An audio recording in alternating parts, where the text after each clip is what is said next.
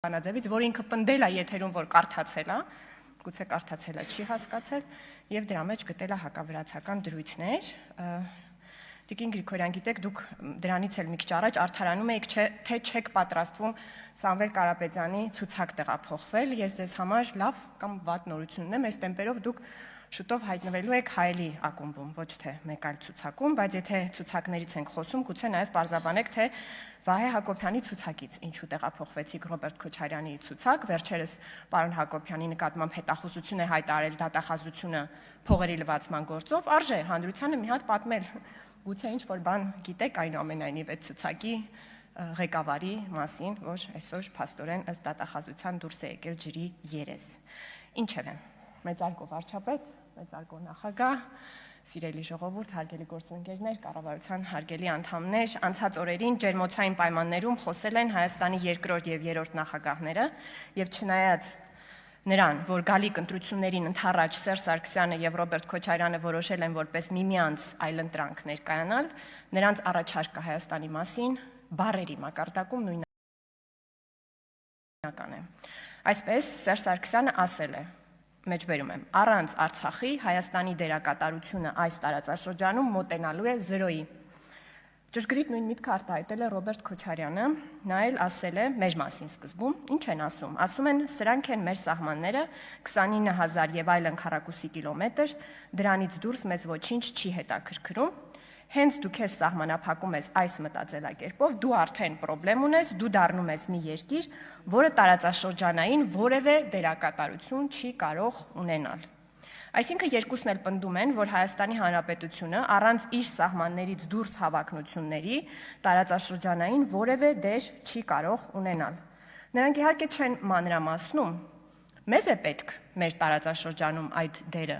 թե ուրիշ մեկի սցենարն է սա, որի մեջ մենք պետք է ունենանք այդ դերը։ Եվ եթե Հայաստանի Հանրապետության սահմաններից դուրս հավակնություններ ունենալը տարածաշրջանային դեր է, ինչպես են նրանք պնդում, թե անցած 30 տարիներին բանակցել են հակամարտությունը խաղաղ հանգուցալուծելու համար։ Իրականում ակնհայտ է, որ այո, այս հակամարտությունը ստեղծված չէր լուծում ունենալու համար, այն դեր էր կամ թոք։ Այն ստեղծված էր Հայաստանը լեգիտիմությունից դուրս դնելու համար, եւ սա իր հստակ հետևանքները պետք է ունենար Հայաստանի եւ թե արտաքին աշխարհի հետ հարաբերությունների առումով, եւ թե մեր ներքին կյանքի կարգի համար։ Եւ Հայաստանը այդ դերը կատարելու համար շատ թանկ գիներ վճարում։ Դրանք նախ եւ առաջ մարդկային կյանքերն էին, որոնք էսկալացիայից էսկալացիա կորսվում էին։ Դա նաև մեր ինքնիշխանությունից եւս մի կտոր ամեն այդ էսկալացիայից հետո զոհասեղանին դնելն էր հետաձգելու համար, երկարաձգելու համար հրադադարը, եւ դա բանակցային գործընթացում եւս մեկ դրույթ զոհաբերելու գինն էր։ Այսպիսի մի բանակցային զիջման մասին ահա Սերժ Սարգսյանը պատմում է 2021 թվականի սեպտեմբերի իր հարցազրույցում, ասելով. երբ խոսվում էր Լեռնային Ղարաբաղի բնակչության ազատ կամ արտահայտության մասին, ձևակերպված էր, ինչպես ասացի, հետևյալ կերպ, որ վերջնական կարգավիճակը որոշվում է ԼՂ բնակիչների ազատ կամ արտահայտությամբ, որն ունի պարտադիր իրավական ուժ եւ որի օրակարգը ոչնչով չէր սահմանափակվում։ Այս վերջին պարբերությունը, վերջին բառակապակցությունը կտրականապես Ադրբեջանին չէր բավարարում։ Ինչու՞, բացատրում է Սերժ Սարգսյանը, որտեղ առաջին երկու ձևակերպումները տեղավորվում էին իր սահմանադրության շրջանակներում, բացի դրանից վերջում Ադրբեջանը շատ հանգիստ կարող էր ասել. այո, ազատ կամ արտահայտությամբ, որն ունի պարտադիր իրավական ուժ, բայց հաշվի առնելով Ադրբեջանի սահմանադրությունը չի կարող լինել հանրաքվե Ադրբեջանի տարածքային ամբողջականությանը վերաբերող։ Ադրբեջանի տարածքային ամբողջականությանը վերաբերող հանրաքվե չի կարող լինել, ասում է Սերժ Սարգսյանը, խոսելով Ադրբեջանի անունից։ Խնդրում եմ նկատեք, թե որքան հանգիստ է նա հիմնավորում, որ Ադրբեջանը չէր ստորագրում այնպիսի հանրաքվեի տակ, որը ենթադրում էր իր տարածքային ամբողջականության մասին հանրաքվե։ Հարց. այստեղ վերադառնում ենք այն հարցին, թե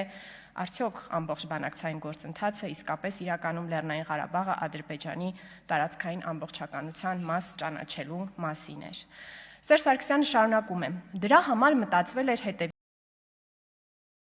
գաղափարը, որ Ադրբեջանի հետ ստորագրվի փաստաթուղթ առանց այս վերջին իմ ասած մտքի, օրակարգը ոչնչով չի սահմանափակվում։ Դրան անմիջապես զուգահեռ ունենալ համանախագահ երկրների հայտարարություն այս պարբերությամբ հանդերձ եւ ողջամիտ ժամկետներում ունենալ ՄԱԿ-ի անվտանգության խորհրդի բանաձևը համանախագահների հայտարարության հիման վրա։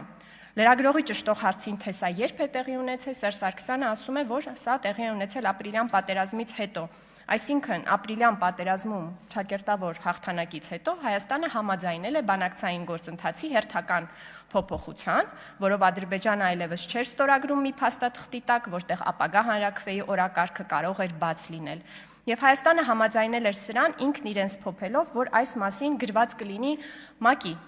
բանաձևում։ Թերևս սա նկատի ունի Սերժ Սարգսյանը, նաև կանխազգալով, որ շուտով այդ բանակցային փաստաթղթերը կհրապարակվեն եւ իրենք արդեն մտածել են, թե ինչպես են այս ամեն ինչը բացատրելու, պարզաբանելու, փաթեթավորելու, նրանք ասում են, որ դե մենք բանակցում ենք միջազգային հանրության հետ, մենք հո Ադրբեջանի հետ չէինք բանակցում։ Իսկ ինչ էր ենթադրում հակամարտությունը Հայաստանի ներքին կյանքի համար։ Նախկինում մենք երկար-բարակ վերլուծություններ էինք անում, թե հակամարտությունը ինչ հետևանքներ ուներ լեգիտիմությունից դուրս լինել, ինչ հետևանքներ ուներ Հայաստանի ներքին կարգի, օլիգարխիայի հետ, բայց այլևս վերլուծություններ պետք չեն, որովհետև Սարգսյանը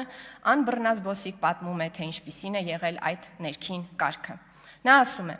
Լավ կլիներ, որ այդ մարդիկ, խոսում է հրամանատարների մասին բանակի, զերծ լինեին այն բոլոր վարքագծային կանոններից, որոնք հասարակության դժգոհությունն են առաջացնում, Բայց այդ մարդիկ, որ գնացել էին, իրենց կյանքը տալիս էին հայրենիքի համար, այդ մարդիկ արժանի չէին հարգանքի, խոսքը միայն հրամանատարների մասին չէ։ Վստահ եմ, որ գրել են ու էլի գրելու են, որ արտոնյալներ եղել են։ Այո, հա, դա այդ փուլն էր, երբ Հայաստանում հարուստներ սկսեցին երևալ։ Այս ժամանակահատվածում այդպես էլ պետք է լիներ, որովհետև ամեն ինչը կուտակային էր։ Դա կուտակային process էր, բայց մեկ-մեկ չարաշահում էին, բայց դե հարուստ մարդիկ էին, խոսում էին դղյակների մասին։ Լավ, հարուստ մարդուն ոնց արգելես մեծ տուն ունենալը։ Հասկանում եք, եւ այս մարդիկ մեզ մեղադրում են մինչև 2020 թվականի բանակը, իրենց կառուցած բանակը, այսինքն այնպիսի հրամանատարներով,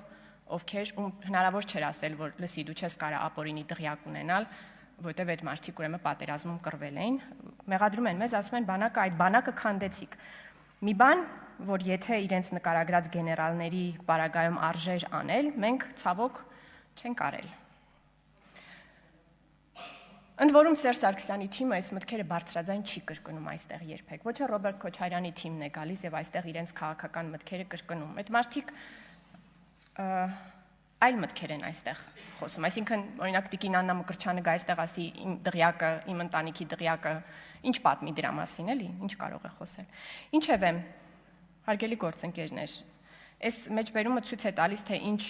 կապ է ունեցել այնուամենայնիվ այդ լեգիտիմության պակասը, ինչպես մեր ու տարածաշրջանի հարաբերություններում, մեր ու աշխարհի հարաբերություններում, այդպես էլ մեր ներքին կյանքի առումով, եւ մեր անելիքները շատ հստակ են։ Մենք պետք է շարունակենք ապօրինի գույքի բռնագանձման օրենքի կիրարկումը, դա պետք է լինի հանրային համերաշխության վերադարձի ճանապարհը, հանրային համերաշխության վերահաստատման ճանապարհ պետք է լինեն նաեւ գալիք ընտրությունները, որտեղ դրա միջոցով միայն հանրությունը կարող է իր կարծիքը